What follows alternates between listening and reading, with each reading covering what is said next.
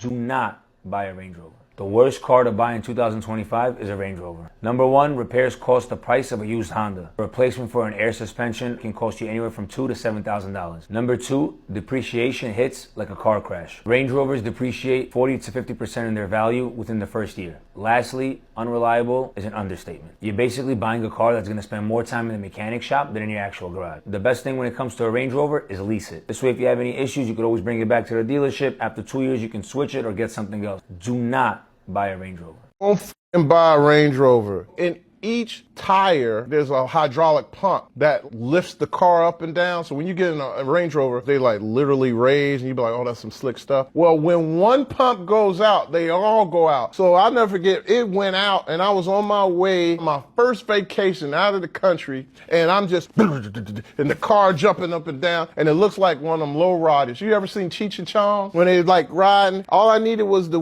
smoke coming out. I don't smoke, I do drink. And then all of a sudden, the electric. There's an electric, so the lights be blinking on and off. Man, that was terrible, man. And they still messing up. I don't know why, but them Discoveries do look nice. I will never buy it. I'm an Escalade guy. So we have a couple of Range Rovers in the shop today with some very common problems on this 5-liter supercharged one with the antifreeze leaking. As you can see, this one is completely covered. So it's a very common issue with these. This Y pipe under the supercharger, it's plastic originally. This cracks from here and it starts leaking. So these are all the aluminum upgrades for this. And this was the 5-liter one that we did last week. So it's already got the aluminum stuff in it.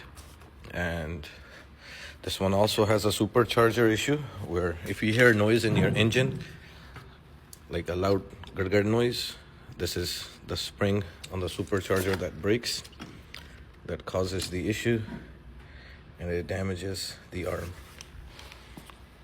Range Rovers have a major problem, and I'm slowly learning how to deal with them. I sold this 2016 Range Rover to one of my good repeat customers. He's bought in so many cars from me over the years, and I sold it to him. The next day, the car started leaking coolant. As the amazing car dealer that I am and the perfect service that I give to my customers, I told him, don't worry about it. I had the car picked up from his house, brought back to my shop, and started to figure out what the leak is from. So the car had a very slow coolant leak, and I tried everything. I looked everything, and I did a pressure test. The pressure test on these cars does not work because it is a sealed system. Kept cleaning, airing, trying to figure out where this leak is coming from. We changed the water pump, and the car was still leaking. The water pumps are a major issue that causes leaks on these cars as well. After some more digging on the internet, I found out the issue. The issue is underneath the intake manifold and the supercharger. You see these two little holes right here? There is a small plastic pipe that connects into those two holes and then comes up to the cooler pipe. And they are plastic and they break very easily. This car only has 50,000 miles on it. Also, by the way, shout out to my father. My father is a badass mechanic. He's the one that did all this stuff. I actually did the diagnostic on this car, but he's the one that puts in all the work. Anyways, this is the Y pipe that I got from the dealership. If you look down there, that one where it connects into the head of the car was completely just broken off. You see what the difference is in the thickness? A lot of, like, you can tell very well right here that it's completely broken off, and that's what was causing the slow coolant leak. And take it, like, you can compare it to the new one right there. A lot of people change these with aluminum pipes. You do not have to put the plastic one on. The customer needs a car back, so I just put the OEM one back. But you can put an aluminum pipe on there, which would keep this from happening again.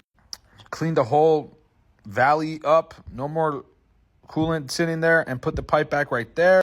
Right there is the new pipe, and it's all clean and good to go. Here's another picture of the pipe.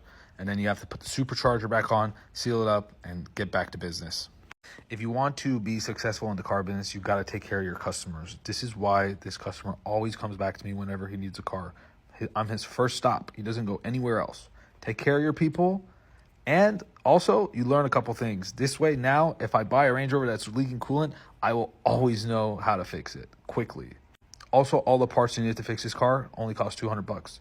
Range Rovers are really not that scary. This 2020 Land Rover 5.0 Supercharged came in with multiple evap codes and system to lean codes.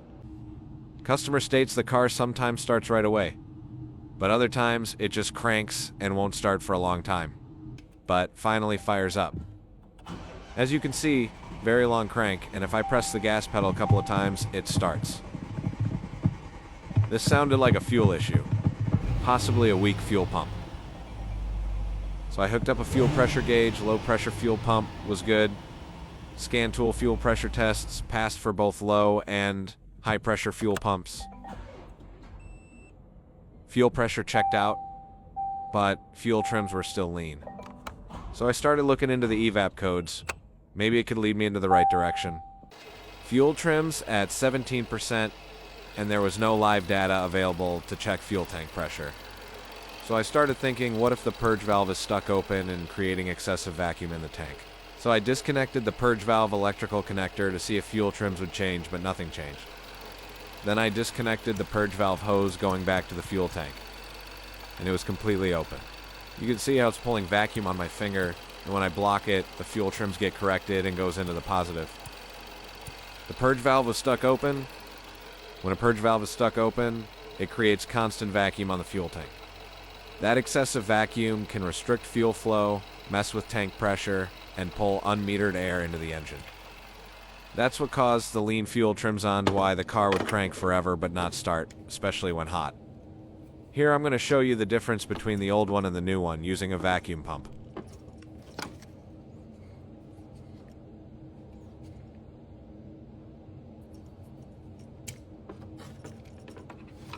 And that's the old one. It's fully open. Nothing will happen.